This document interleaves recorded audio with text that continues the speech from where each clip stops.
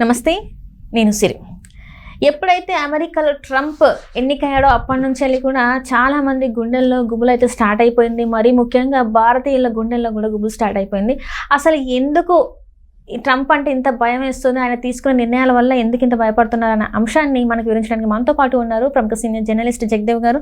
నమస్కారం సార్. నమస్తే sir, Trump గారు తీసుకుంటున్న నిర్ణయాల వల్ల అందరికీ భయం వేస్తుంది, గుండెలు జారిపోతున్నాయి అన్నట్టుగా.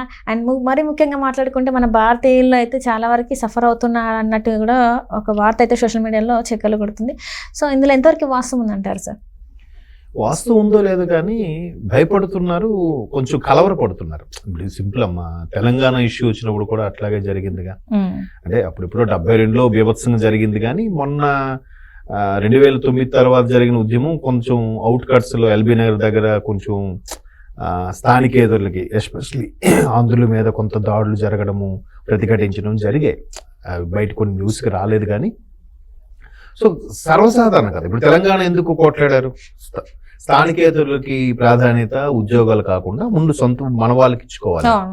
అలాగే అక్కడ కూడా అదే సింపుల్ లాజిక్. ఆయన కూడా ఆ సెంటిమెంట్ తో గెలిచాడు కదా. ఇక్కడ కేసీఆర్ గారు ఏ సెంటిమెంట్ తో గెలిచారు, అక్కడ ట్రంప్ కూడా అమెరికా సిటిజన్షిప్ దీని అనే సెంటిమెంట్ మీదే గెలుచుకున్నాడు. ఆ సెంటిమెంట్ గెలుచుకునేటప్పుడు మరి దాన్ని అమలు చేయాలిగా. సో అమలు చేయాలి కాబట్టి ఒక్కొక్కటిగా స్టార్ట్ చేశాడు ఆయన. స్టార్ట్ చేసేసరికి ఎవరైతే ముందు ఎంఎస్ చేయడానికి వెళ్ళి మెల్లగా అక్కడ కుదురుకొని తర్వాత గ్రీన్ కార్డ్ పెర్మిట్ పెడితే, ఓహో green card permission application apply చేశాడు కాబట్టి వీడికి ఒక సంవత్సరాల వరకు పెర్మిషన్, అంటే 1.5 year వరకు ఛాన్స్. లేదా ఎంఎస్ చేయడానికి వచ్చాడు కాబట్టి విద్యార్థిగా ఓకే H1 వీసా. తర్వాత ఇప్పుడు కొంతమంది ఆల్రెడీ H1 వీసా మీద వెళ్ళిన భర్తలు వెళ్తే వాళ్ళకి లింక్ పెట్టుకొని భార్యలు వెళ్ళిపోవడం, భార్యలు వెళ్తే భర్తలు లింక్ పెట్టుకొని వెళ్ళిపోవడం. ఎందుకంటే నాకు తెలిసిన మిత్రుడు మాక్సిమం భర్తలు వెళ్తే భార్యలు వెళ్ళిపోయేవారు. ఇక్కడ నాకు తెలిసిన ఒక ఫ్రెండ్ ఉన్నాడు, ఆయన ఏంటంటే భార్య ముందు వెళ్తే దాని లింకప్ గా భర్త కూడా వెళ్ళిపోయాడు పిల్లలు తీసుకొని, స్పౌజ్ లెక్క. సో అట్లా వీళ్ళందరూ కూడా వాళ్ళు మెల్లగా గ్రీన్ కార్డ్ హోల్డర్ అవ్వడం, అక్కడ అమెరికన్ సిటిజన్షిప్ అవ్వడము చూసేవాళ్ళు కలగకుండా, ఏమో ఎక్కడి నుంచి వచ్చి మా దగ్గర భలే సెట్ అయ్యాడరా, మాకు మాత్రం ఇబ్బంది కలుగుతున్నాను అనుకునే వాళ్ళు కూడా ఉంటారు అక్కడ కూడా, లేకపోతే ఖచ్చితంగా. ఎందుకంటే వాళ్ళ జాబ్స్ ని మనం ఇండియన్స్ కి వచ్చేసరికి వాళ్ళ కోపం వస్తుంది సహజం. దట్టు మనకేంటంటే మనం రూపాయి ఇస్తే 10 రూపాయలు పని చేస్తాం, వాడు అలా కాదు. రూపాయి ఇస్తే 30 పని, ₹1 పని చేస్తాడు. దానితో వాడు వీకెండ్ వచ్చారు అసలు ఏ పని చేయడంట. దానికి బెస్ట్ ఎగ్జాంపుల్ మా బ్రదర్ ఇట్లాగే US వెళ్ళి వచ్చేటప్పుడు వెళ్ళి వచ్చేసాడు అనమాట. ఒక 3 monthsకి వెళ్ళి వచ్చాక తనకు అడిగాను, ఎందుకు అట్లా నేను తీసుకొచ్చారంటే, వాళ్ళు అక్కడ ప్రాజెక్టు నడుస్తున్నప్పుడు ఓకే వాళ్ళు ముందే యూరోప్ ప్లాన్ చేసుకున్నారంట అక్కడ ఆఫీస్లో ఎంప్లాయీస్. సో ఆ వర్క్ ప్రాజెక్ట్ డిప్లాయ్ ఉందన్నా కూడా వాళ్ళు అది పట్టించుకోకుండా ఇండియా నుంచి ఒక 4 తెప్పించుకొని ఆ పనికి పురమాయించి వాళ్ళు మాత్రం యూరోప్ ట్రిప్కి వెళ్ళిపోయారట. అదే మన దగ్గర అయితే అసలు ప్రాజెక్ట్ లో ఉన్నామంటే సొంత తమ్ముడు పెళ్ళి అయినా వీళ్ళు అడగడు, ప్రాజెక్ట్ ఉందని రావడం, పెళ్లికి రావడం, ప్రాబ్లం రావా, మేనేజర్ అసలు ఏమని అడుగుతాం, అడగం కదా. మనమే ముందు కొంచెం ఎథిక్స్, మారల్ వాల్యూస్ ఫీల్ అయిపోతుంటాం. వాడికి అదేమి ఉండదు. అక్కడ ప్లంబర్ కానీ ఎలక్ట్రీషియన్ వాళ్ళు కూడా వీకెండ్ వస్తే పని చెయ్యరు. సో అటువంటిది మనవాడు చేస్తాడంటే ఏముంది, ఆడి $10 ఇస్తే చేస్తాడు, మనం $2 ఇచ్చినా చేస్తున్నాడు. అదొక స్థానికేతర ఫీలింగ్ అనేది స్టార్ట్ అవుతుంది. సో ఇప్పుడు ఏదైతే ట్రంప్ ఆ ఫీలింగ్ తో గెలిచారో మెల్లమెల్లగా ఆ గతంలో జో బైడెన్ ఉండేవారు కదా, జో బైడెన్ ఇచ్చిన రూల్స్ కూడా కొన్ని బ్రేక్ చేశారు. అఫ్ కోర్స్ ఇట్లా అక్రమ వలసదారులు లేదంటే ఆల్రెడీ చేస్తున్న వాళ్ళకి ఇమ్మీడియట్ గా పంపించాలి, ఇట్లాంటి వాటి మీద ఆల్రెడీ కేసు వేస్తే కేసు కూడా కోర్టు ఈ మన వాళ్ళకే సపోర్ట్ గా ఇచ్చింది తప్ప ట్రంప్ ని ఒప్పుకోలేదు. ట్రంప్ ఇంకా పైకోర్టుకి వెళ్ళే ప్లాన్ లో కూడా ఉన్నారంట. సో ఇట్లాంటివన్నీ వింటే నిజంగా ఎస్పెషల్లీ భారతీయులు చాలా కలవరపడుతున్నారు. ఉన్న భారతీయులు తెలుగు వాళ్ళు ఎక్కువ. మళ్ళీ అంటే ప్రపంచవ్యాప్తంగా ఇప్పుడు కాదు, నేను ఒక 10 ఏళ్ల కింద చూసిన సర్వే ఏంటంటే, ప్రపంచ అన్ని దేశాల నుంచి కూడా అమెరికాకి వెళ్ళే వాళ్ళు ఒక 100 మంది ఉద్యోగులు ఉంటే 100 మందిలో 34 మంది భారతీయులేనట. అంటే చూడండి, 1/3 ప్రపంచ దేశాలన్నింటిలో కల్లా 3వ వంతు భాగం భారతీయులే వెళ్తున్నారు అమెరికాకి. ఆ 1/3లో మళ్ళీ 4వ వంతు భాగం తెలుగు వాళ్ళేనట. 28 రాష్ట్రాల నుంచి లేదా 29 రాష్ట్రాల నుంచి వెళ్ళే వాళ్ళు ఉంటే భారతదేశం నుంచి, అందులో 4వ వంతు అంటే 100లో 25 మంది తెలుగు వాళ్ళే. అంటే మన తెలుగు వాళ్ళ ఆధిపత్యం ఏ రేంజ్ లో ఉంది చూడండి. ఇప్పుడు మొన్న ట్రంప్ దీంట్లో ఒక సెనేటర్ కూడా మన అమలాపురం అమ్మాయి తాలూకా భర్తేనంట, అది పేపర్లో కూడా వచ్చింది. సో అట్లా ఇప్పుడు ఇంకోటి ఆ ట్రంప్ సెంట్రల్ ట్రంప్ రిపబ్లికన్ సెనేటర్లు సంథింగ్, జో బైడెన్ సెనేటర్లు రిపబ్లికన్ సెనేటర్లు సంథింగ్, వాళ్ళు ఇద్దరు కూడా ఇటువంటి వీసా మీద ఉన్న వాళ్ళే ఉన్నారంట. ఒకవేళ ఇది కానీ అమలు చేస్తే ట్రంప్, వాళ్ళు కూడా పెట్టి బేడా సొద్దు కూడా వచ్చేయాల్సిందే. మరోవైపు మెక్సికోదో ఏదో సంథింగ్ బార్డర్ నుంచి ఒక వాల్ ఉంటుంది అనమాట. ఆ మధ్యన ఏమన్నా ప్రపంచ యాత్రికుడు ఆయన అన్వేషణ ఉంటాడు, ఆయన ఇచ్చిన వీడియోలో కూడా అక్కడ ఎంతో కొంత మధ్యలో బ్రోకర్ లాంటి వాళ్ళు ఉంటారు కదా, వాళ్ళకి ఎన్నో కొన్ని డాలర్స్ ఇస్తే ఆ వాల్ ఒక ఐరన్ రాడ్ ఏది ఉంటుంది ఆ మధ్యలో గ్యాప్ లోంచి ఎంటర్ అయిపోవచ్చు అంట, ఆ మెక్సికో కంట్రీకి అమెరికాకి. అలా కూడా వలసదారులు వెళ్ళిపోయే వాళ్ళు కొంతమంది ఉన్నారు.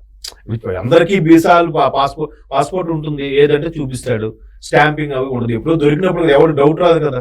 ఇప్పుడు అందులో కొంత వందల మంది భారతీయులు ఉంటుండగా పోలీసు వాళ్ళకి చూసినా కూడా డౌట్ రాదు. ఎప్పుడైనా డౌట్ వస్తే దొరికితే ఇబ్బంది, అప్పుడు కావాలంటే పంపించేస్తారు, అయిపోయింది, లేదా ఫైన్ వేస్తారు. ఈలోకి సెట్ అయిపోవచ్చు కదా, ఈలోకి ఏదో జాబ్కి అప్లై చేసుకొని. ఇప్పుడు కంపెనీ వాడికి అవన్నీ తెలియదు కదా, కంపెనీ వాడు ఏం చేస్తాడు, ఆ జాబ్ ఇచ్చాడు, ఓకే. ఇప్పుడు నాకు తెలిసిన చాలా మంది మిత్రులు ఏం చేస్తారు, ముందు ఇక్కడ ఇండియా కంపెనీ మీద డెప్యుటేషన్ మీద అక్కడికి వెళ్తారు. అక్కడికి వెళ్ళిన తర్వాత లోకల్ గా ఉన్న అమెరికా కంపెనీకి అప్లై చేసుకుంటారు. ఆ అమెరికా కంపెనీకి అప్లై చేసుకున్న జాబ్ వచ్చేసిందా, ఇండియన్ కంపెనీ వదిలేస్తారు.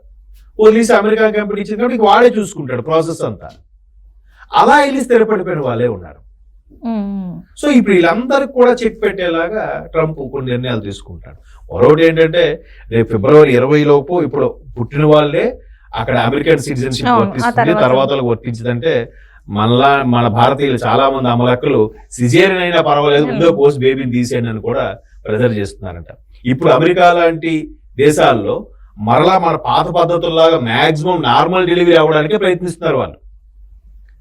అవసరమైతే రోబోటిక్స్ ద్వారా అలాంటి టెక్నాలజీ వాడి కూడా నార్మల్ డెలివరీ చేయడానికి చూస్తుంటే వీళ్ళు 20 లోపు డెలివరీ అయిపోవాలని చెప్పి సిజేరియన్ చేసి రిక్వెస్ట్ చేస్తున్నారంట. చూడండి, అంటే అక్కడ ఉండాలి, అగ్రదేశంలో ఉండిపోవాలి, సెటిల్ అయిపోవాలి, పీస్ఫుల్ లైఫ్ కావాలనుకున్న ప్రతి ఒక్కరు కూడా వలస వెళ్ళిపోతున్నారు. ఇక్కడ ఉండే మ్యాక్సిమం స్క్రాప్ ఉండిపోతుంది, మేధావులందరూ వెళ్ళిపోతున్నారు అంటున్నారు. బట్ మేధావులు కూడా ఉన్నారు, బాగా మేధావులు ఉన్నారు, బాగా కూడా స్క్రాప్ ఉన్నారు. మధ్య రకంలో ఉండే వాళ్ళందరూ వెళ్ళిపోతున్నారు మ్యాక్సిమం. నేను మరీ మేధావులు అయితే వెళ్ళట్లేదు, నాకు తెలిసి దేశానికి ఏదో సేవ చేద్దాము అనుకున్న వాళ్ళు ఉన్నారు. మరీ మేధావులు అంటే అప్పట్లో వెళ్ళిపోయేవారేమో కానీ ఇప్పుడైతే అంతగా మరీ మేధావులు వెళ్ళట్లేదు. మన దగ్గర కూడా కల్చర్ ఉంది, మన దగ్గర కూడా అన్ని సదుపాయాలు ఉన్నాయి కదా అని ఆలోచనలో ఉన్నారు. జస్ట్ వెళ్ళి చూసి ఎంజాయ్ చేసి వచ్చేద్దాం, కొన్నాళ్ళు పనిచేసి వచ్చేద్దాం అనుకున్న వాళ్ళు ఉన్నారు. మరీ కొంతమంది అయితే ఎందుకులే అక్కడ బాగుంది, హ్యాపీగా ఉంది, మంచి రిచ్ కల్చర్, రిచ్ లైఫ్ అనుకున్న వాళ్ళు లేకపోలేదు. ఇక్కడ పేరెంట్స్ కూడా వదిలేసి వెళ్ళిపోయి అక్కడ స్థిరపడిపోయిన వాళ్ళు నాకు తెలిసి చాలా మంది ఉన్నారు. ఇంకా వాళ్ళు అడిగితే అల్టిమేట్గా రిచ్ కల్చరు ఇదే కదమ్మా. సో అటువంటి వాళ్ళందరూ ఆల్రెడీ గ్రీన్ కార్డ్ హోల్డర్స్ స్థిరపడిపోయిన వాళ్ళకి ఏముండదు. కానీ ఇప్పుడు వెళ్ళేవాళ్ళు, ఏదైతే వర్క్ పర్మిట్తో వెళ్ళేవాళ్ళు, ఏదైతే ఎంఎస్ చదువుకుందామని వెళ్ళేవాళ్ళు, ఏదైతే 180 days 6 months ఆప్షన్ ఉన్నదో అది మళ్ళీ 180 daysకి 1.5 year ఉండేది. ఆల్మోస్ట్ ఆల్ అది 18 months ఇప్పుడు 6 monthsకే కుదించేస్తున్నాడంట మళ్ళీ ట్రంప్. పాత ఎవరెవరైతే చొరబాట్లు ఇవన్నీ వాళ్ళు కూడా ఉంటుంది కదా. ఇప్పుడు అక్కడ గన్ కల్చర్ ఒకటి ఎక్కువ అయిపోయింది, చొరబాటుదారులు ఎక్కువ అవుతున్నాయి. ఈ నల్ల జాతీయులు కూడా బయట వాళ్ళు యొక్క గొప్పతనాన్ని తట్టుకోలేక వారం లేక మాట్లాడితే గన్ తీసి కాల్ చేస్తున్నారు. రీసెంట్ గా ఒక బెంగళూరు అబ్బాయి చనిపోయాడు, అంతకుముందు మన తెలుగు వాడు ఒకటి చనిపోయాడు. రకరకాల ఎక్కడికక్కడ భారతీయులు గన్ కల్చర్కి బలైపోతున్నారు. సో ఇది కూడా కారణం ఏంటంటే అక్కడ స్థానిక ఉండేవాళ్ళు వీడు ఎక్కడి నుంచి వచ్చి మా దగ్గర బిల్డప్ ఇస్తున్నాడు అనే ఈగో హట్ అయ్యి ఇలాంటివి జరుగుతున్నాయి. సో ఇట్లాంటి వాళ్ళు కూడా వాళ్ళు ఆలోచించి ట్రంప్ గారు కొత్త రూల్స్ పెడుతున్నారు. బట్ మరి మోదీ గారు వెళ్ళారు కాబట్టి దీంట్లో ఏమైనా వెసులుబాటు ఉంటుందా, ఎస్పెషల్లీ భారతీయులకి ఏమైనా సవరణ ఉంటుందా అనేది మరి చూడాలి. Right sir, thank you so much sir.